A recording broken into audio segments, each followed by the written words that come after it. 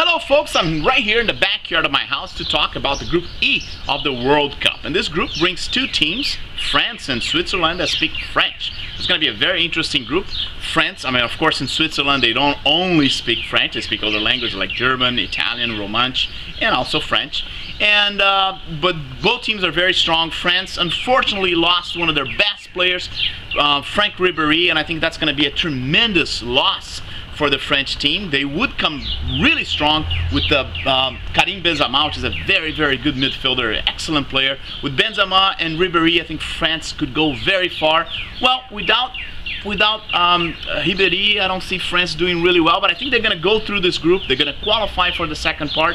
They still have Patrice Evra, which is a very good defensive side player, so it's going to be interesting. The Swiss team, I think, Switzerland is well known for bringing this very pragmatic defensive, the Catenaccio Swiss, but this team, I think they're going to have, this time I think they're going to come up with a little more interesting soccer. They have Seferovic, which is a new sensation of the Spanish soccer. They also have Berami that plays in the middle, and also the great player Shaqiri, which is probably the best player of Switzerland, a very creative midfielder, and of course a good goalkeeper on Benaglio. So we have two good teams. I'll say about even now. France without Ribéry about the same level as Switzerland, and we have two teams that they're Hispanic teams that speak Spanish. We got Honduras and also Ecuador. And Honduras, they did really well in the Olympic Games. They have a fantastic goalkeeper, probably one of the greatest goalkeepers at the time, which is Noel Valladares. They have a great midfielder, Wilson Palacios, and another midfielder, one from the right side and another from the left side. Mario Martinez is a player that hits the ball really well. Excellent passer, a guy that makes a lot of assistance and long shots, takes a long shot. Kind of reminds me of Roberto Rivellino that played in the 70s in Brazil. Very, very good player as well. And they have players up front too. Boniek Garcia, which is a good player, and also Jerry Bankston and Carlos Costly that play forward. These guys, score a lot of goals. So Honduras is going to come up really strong.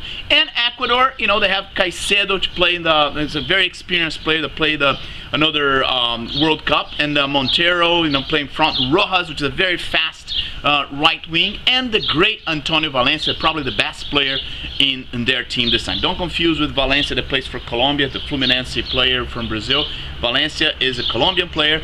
This Valencia, Antonio Valencia, plays for Ecuador. It's a very, very good midfielder. So we have four teams, I would say about even. I would go with France first for the tradition, and because they have, Benzema, which is a player that I really, really like, but with a lot of reservations, a lot of second thoughts. For second place, wow, it's going to be tough. It's going to be a tough call. I will go with Switzerland, but with tremendous reservations, with tremendous second thoughts, because Honduras has a good team, and so does Ecuador. We're going to watch good games in this group, and I'm looking forward to that. World Cup starts tomorrow, guys. So I still have to talk about Group H. I will come back tonight to talk about it. So I see you next time.